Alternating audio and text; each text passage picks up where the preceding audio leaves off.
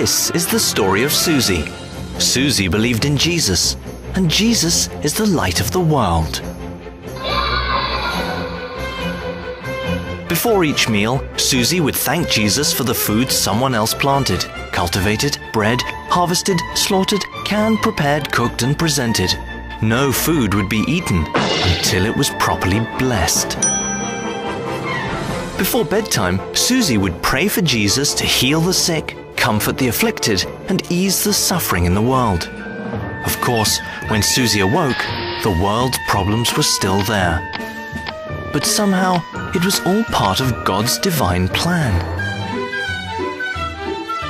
When Suzie got sick, she prayed for healing. Then she paid a doctor, took prescription medication, and took weeks to recover naturally. When Suzie was confused, she prayed for answers. When her ears picked up no audible reply, she simply guessed and called it divine inspiration. When Suzie's mother was in a car accident, Suzie thanked God that Mum was only horribly injured and not killed immediately. Suzie then prayed to Jesus for healing, and then she paid thousands of dollars to trained medical personnel. When Suzie's mother died due to complications, Suzie buried her at considerable expense amidst the grieving of loved ones. And Suzie gave thanks that Mum was with the angels. Suzie went to church, thanking Jesus for being so good. When the pastor was suddenly gunned down by a crazed madman during a sermon about divine protection, Suzie was horrified, so she prayed a prayer of thanks. The pastor was in a better place. She also prayed for the widow and children, that they would see that it's all part of God's special plan for their lives.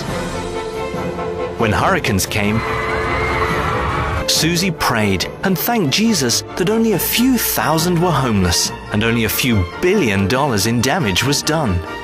When Suzie heard about millions worldwide afflicted with all manner of diseases, she prayed and asked Jesus that a vaccine might be found in somebody's laboratory. After all, it made sense that doctors should do the actual healing. God was busy making the world wonderful. When millions died from starvation and genocide, Suzie wore a special button that showed how much she cared. Suzie prayed fervently that Jesus would feed the hungry, comfort the sick, and uplift the downtrodden. Then she went home and watched American Idol. Yes, in every neighborhood, in every city, in every state, in every country, across the planet, Suzie saw the omnipotent hand and never-failing love of God.